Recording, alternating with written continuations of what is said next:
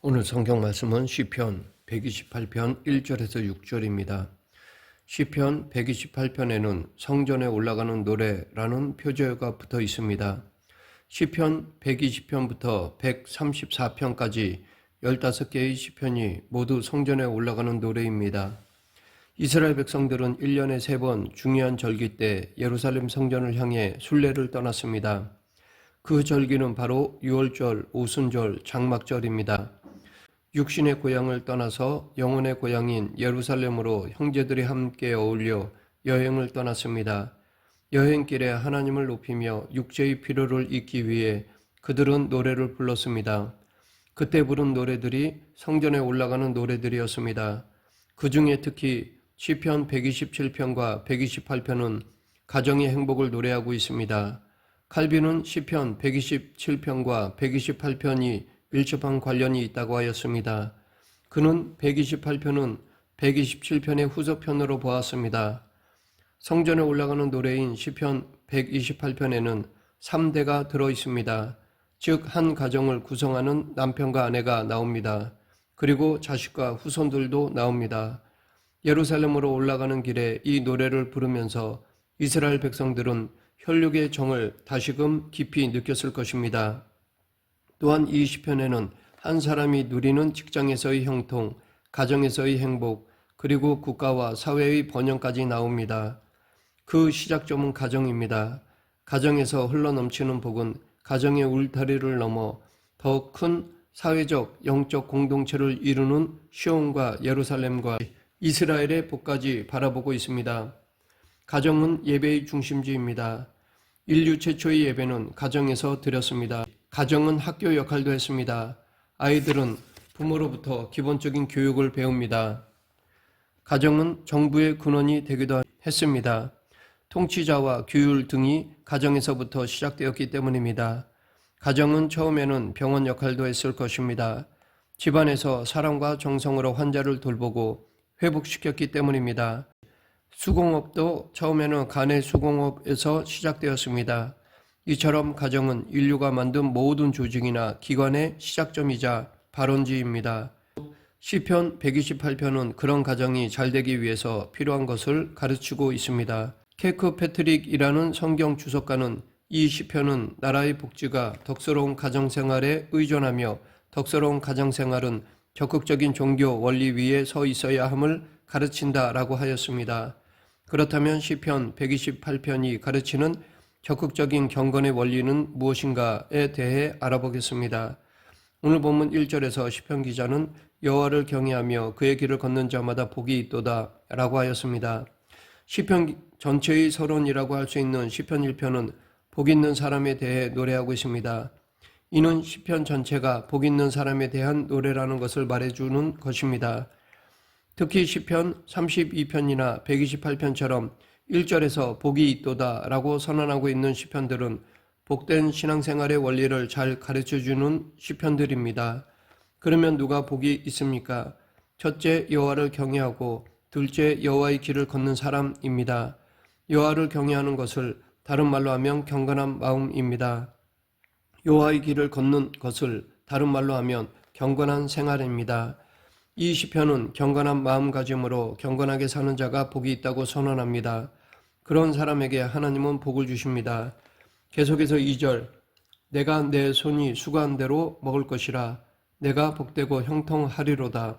이것은 산업의 형통을 뜻합니다. 직업세계에서 많은 복을 누리는 것입니다. 실제로 내 손이 수고한 대로 먹는 것은 복된 인생입니다. 산호라면 정말 수고하였는데도 정작 얻은 것이 별로 없을 때가 있습니다.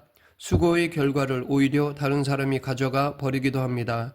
그런데 반대로 수고한 것만큼 혹은 그 이상으로 열매가 있는 경우도 있습니다. 왜 그럴까요? 왜 이런 현상들이 나타날까요? 그 이유는 일의 결국이 우리에게 있지 아니하고 하나님께 있기 때문입니다. 그래서 시편 127편 1절 2절에서는 여호와께서 집을 세우지 아니하시면 세우는 자의 수고가 헛되며 여호와께서 성을 지키지 아니하시면 파수꾼이 깨어있음이 헛되도다. 너희가 일찍이 일어나고 늦게 누우며 수고의 떡을 먹음이 헛되도다 라고 하였습니다. 그런데 오늘 시편에서 하나님은 경건한 사람에게 수고한 만큼 확실하게 먹게 해 주시겠다고 하셨습니다. 아니, 그 이상으로 형통하게 해 주시겠다고 약속하셨습니다. 복된 가정은 어떤 가정입니까? 가족들이 손으로 일하면서 먹고 사는 가정입니다. 이스라엘 사람들은 손으로 일하는 것을 소중히 여겼습니다. 예수님도 공생애를 시작하기 전에 수년간 몫으로 손수 일하셨습니다. 바울은 손수 일하여 생계를 유지했던 자비랑 선교사였습니다. 우리들이 손으로 한 수고에 하나님께서 복을 주시는 것은 언약적입니다. 우리의 예배가 제대로 회복될 때 손으로 수고한 일에 복을 주신다고 하셨습니다.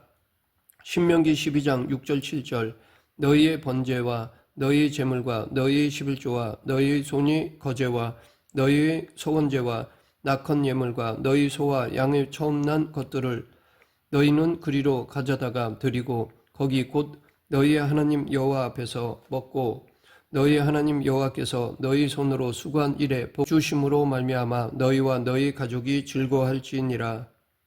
하나님을 알지 못하는 사람은 아무리 손으로 수고하여 많은 것을 얻었어도 전도서 2장 11절의 말씀처럼 모든 것이 다 헛되어 바람을 잡는 것이며 해 아래서 무익한 것이라고 느낄 수밖에 없습니다.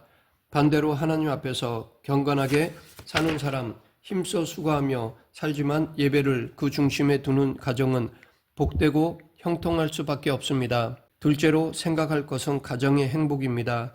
오늘 본문 3절 4절 내 집 안방에 있는 내 아내는 결실한 포도나무 같으며 내 식탁에 둘러앉은 자식은 어린 갈람나무 같으리로다. 여호와를 경외하는 자는 이같이 복을 얻으리로다. 3절에는 이 시에서 가장 중요한 두 가지 비유가 나옵니다. 그것은 결실한 포도나무와 어린 갈람나무의 비유입니다. 고대 이스라엘 백성들의 주된 농경제는 포도나무, 갈람나무, 그리고 무화과 나무의 삼위일체적인 생산에 의존했습니다.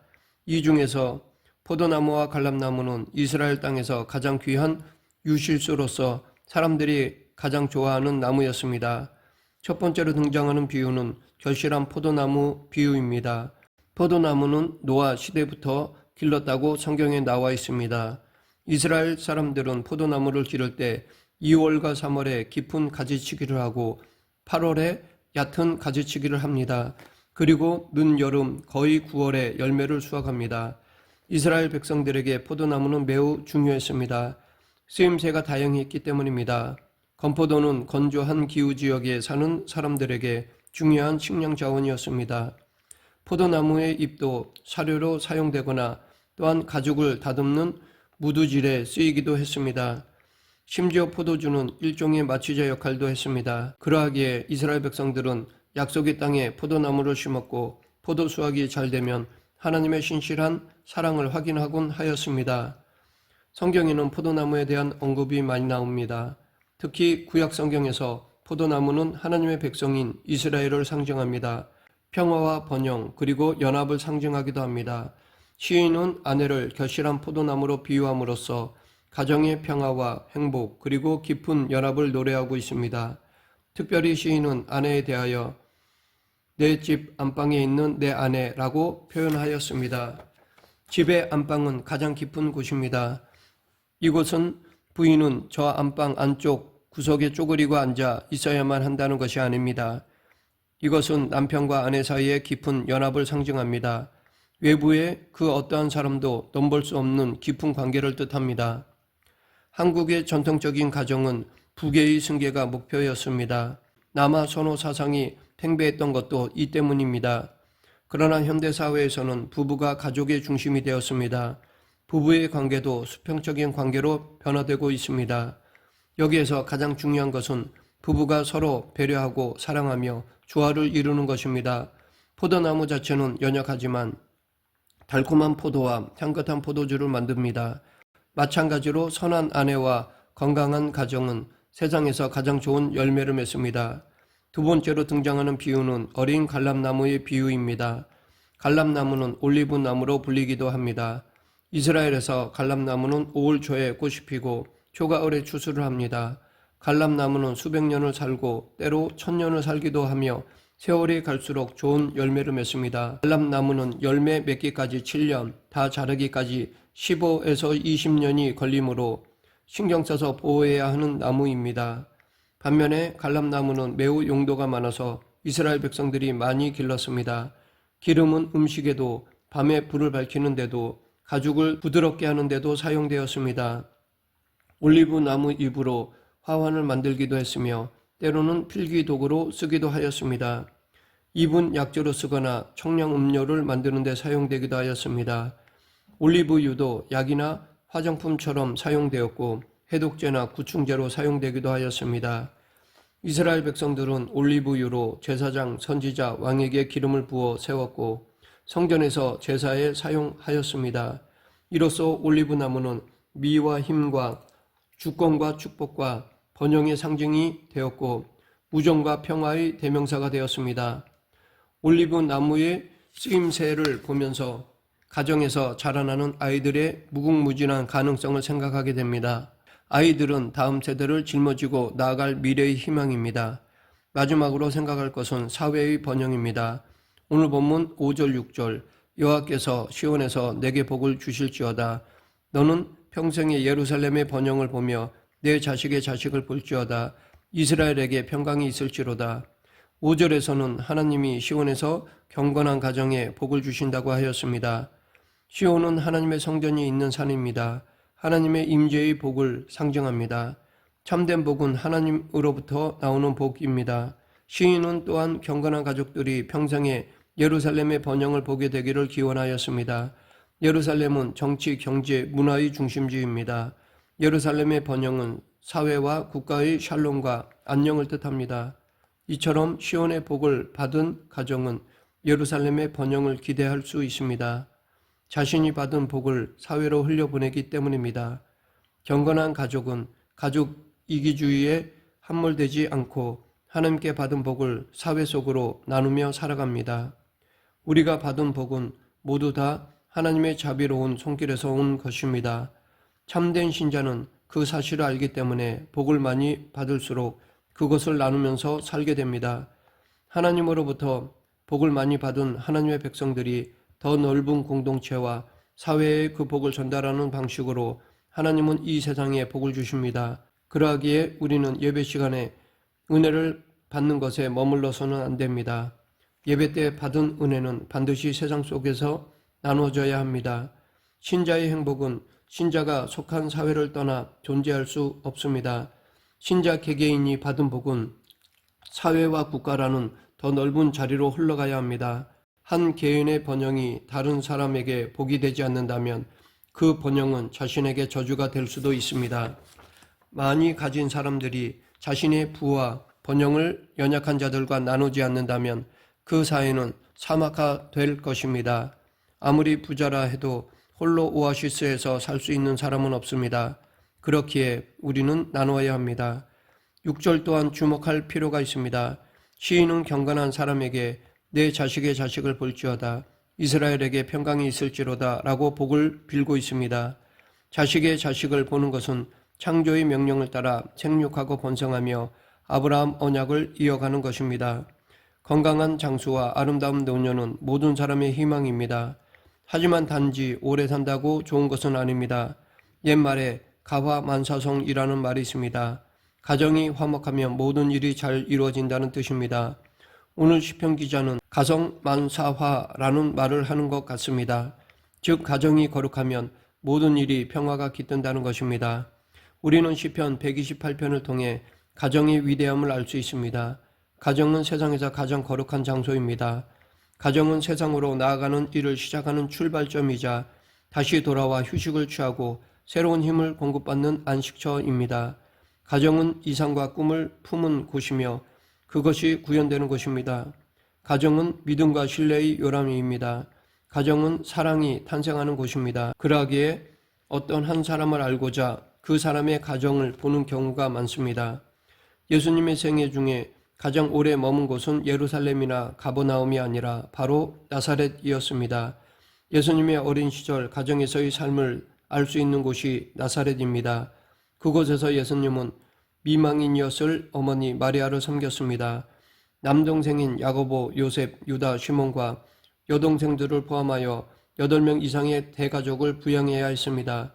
그리고 동네 사람들에게 이웃 사촌으로, 다른 목수들에게는 동료로서 성실하게 사셨습니다. 꾸밈 없고 따뜻하며 신실하고 변함없는 예수님의 사랑이 바로 이 나사렛의 한 가정에서 형성되었습니다. 말씀을 맺겠습니다. 지금 우리의 가정은 어떤 곳입니까? 경건한 예배와 노동의 즐거움, 부부의 깊은 사랑과 자녀들과의 즐거운 식탁 교제가 있습니까? 우리의 가정이 여호와를 경외하여 더 넓은 공동체로 하나님 나라를 세워가는 귀한 요람이 되길 간절히 축원합니다. 기도하겠습니다. 생사 화복을 주관하시는 하나님 아버지, 저희 가정의 주인이 되어 주시고 예수님 안에서 평강, 화목이 흘러넘치는 가정이 되게 하여 주시옵소서. 예수님 이름으로 기도드립니다. 아멘.